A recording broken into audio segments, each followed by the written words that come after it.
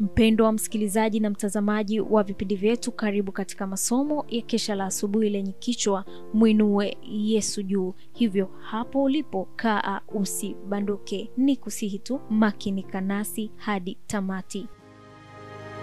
Piga panana ya makelele, Yesu yuaja tena. Ipaza sauti, imba sana. Yesu yuaja tena. Anakuja, anakuja. Yesu yuaja tena.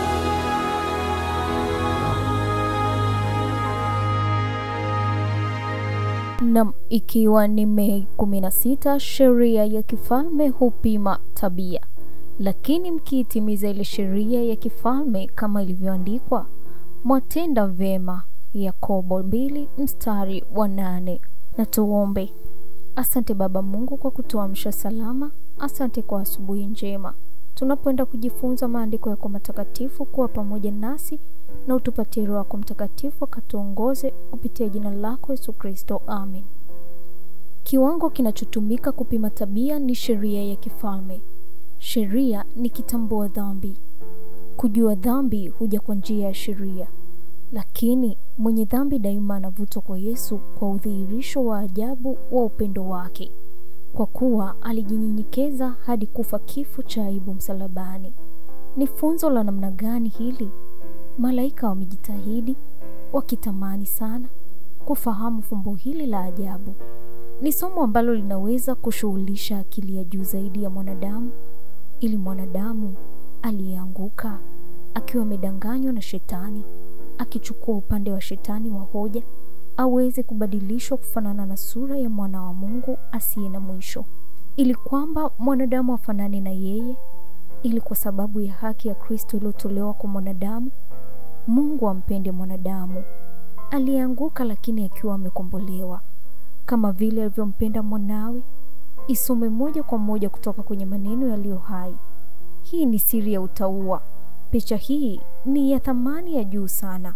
Inapaswa kutafakariwa, kuwekwa katika kila hotuba, kutundikwa katika ukumbi wa kumbukumbu, kutamkwa kwa midomo ya binadamu na kufuatiliwa na wanadamu ambao wameonja na kujua kwamba Bwana ni mwema. Inapaswa kuwa msingi kwa kila hubiri. Mkristo ni aina ya juu sana ya mwanadamu, kwa sababu yeye ni kama Kristo. Anahisi udhaifu wake, anashikilia kwa kusudi la dhati na kwa imani iliyo hai katika nguvu za Mungu, na ni mshindi.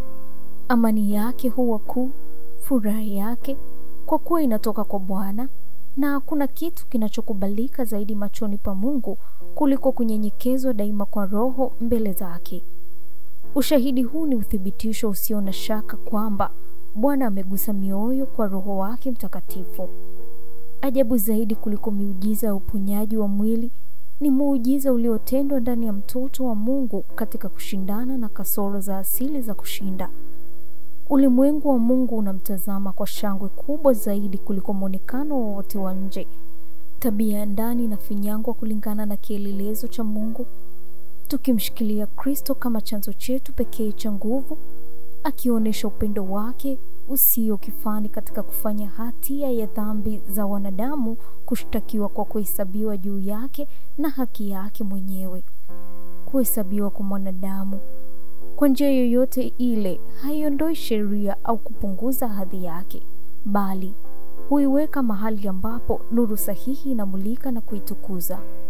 Hii inafanywa tu kupitia nuru inayoakisiwa kutoka kwenye msalaba wa Kalvari.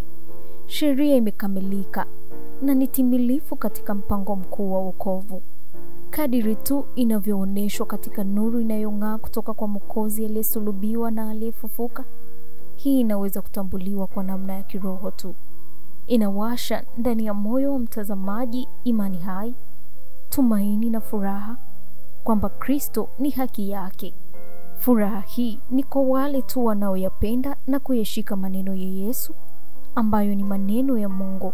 Utasoma manuscript ukurasa wa 24 mwaka 1888.